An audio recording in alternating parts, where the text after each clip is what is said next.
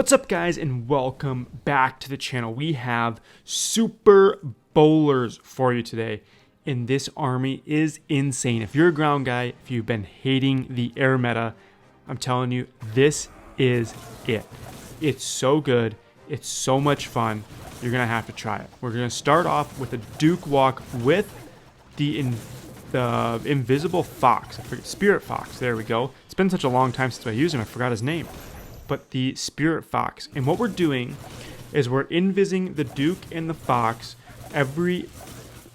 on the second of the 5. So like at 255, at 245, stuff like that. So every 5th second, we're going to go ahead and invis on the Dragon Duke and the Fox. And I'll do some live hits tomorrow to show you exactly how that works. But as you can see here, once he gets into an area that you don't really need to use the invis spells, just don't. Wait until he gets into an air defense or a high targeting defense range. Use those invis to keep him alive. And then as you can see here, we've taken out 32% of the base just with the Dragon Duke walk. And this is set up an absolutely perfect funnel for my super bowlers. So we're going to drop them in here. And then we're going to go ahead and use one super wall breaker to break open that walls. And the king down here on the bottom side to make sure that those super bowlers funnel into this revenge tower compartment. Our goal is to get them as close to the core as possible without using the warden's ability. So as you can see here, they started going down. Luckily, I used my king's ability to force them back in. And once they're back in, I'm using a rage spell, and then I'm using that warden's ability. And now watch this. This is nuts. They're just going to go on a spree, running through every wall, every defense, every building, and they are just going to take out everything. I mean, look at this. The warden's ability is still going, and this base is already crushed. We're 75% of the way through the base. The super bowlers are just walking through walls, and everything is gone. I mean, honestly, guys, this is so much fun to do when you pull it off correctly. Now, it can go a little wrong. This is my first day using it, but when it goes right, oh my goodness. There's super bowlers everywhere. We've absolutely crushed this base. I have an invis spell left. I have a revive spell left. Like, this base was absolutely crushed. So let's hop right into another one. Again, starting off with the Duke walk, and with your Duke, there's two things. First thing, and the most important thing, is you want to set a funnel.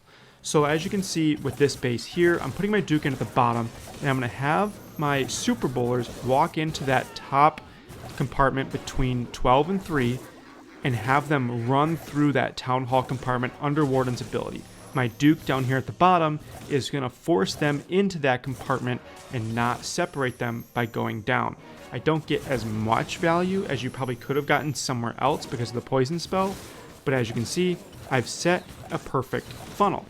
Now I'm going to drop my super bowlers in on this elixir collector, and then my warden, my queen, my healers, and then also we're going to drop our king up at the top to funnel these troops right into this base. As you can see, I drop a super wall breaker right in the corner, which is going to allow them to walk right into the base. Now a few of them are going to go around, so I'll drop a super wall breaker up at the top side to break that king in as well. But watch, we're waiting until they get as close to that corner compartment as possible for our warden's ability. And as soon as they get there, we're dropping a rage, we're hitting the warden's ability right now, and then just watch. I mean, you're dropping another rage right behind it, and this is unbelievable. I mean, look at this.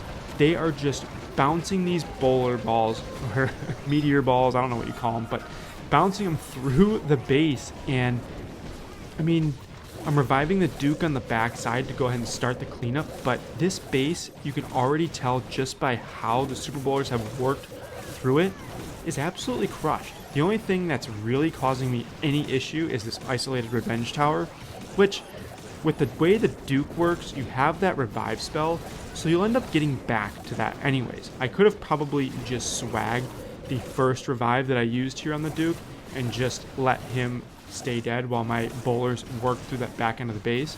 But at this point now, I'm getting my Dragon Duke to head back toward the core with the queen, and they're going to end up taking out that revenge tower for an extra 3-star with, again, 1 revive spell swagged. So pretty crushed. Let's move on to the next one, and we're going to talk about the queen here, because there is one important aspect of the queen that I haven't talked about yet. But let's get into the Dragon Duke part first, and then we'll move on to the queen. So we're charging here with our Duke. We're taking out this giant compartment. Now, I picked this compartment because there's a lot of buildings close together, and as long as I take them all out, it's going to allow my Super Bowlers to walk just around the base in a giant circle.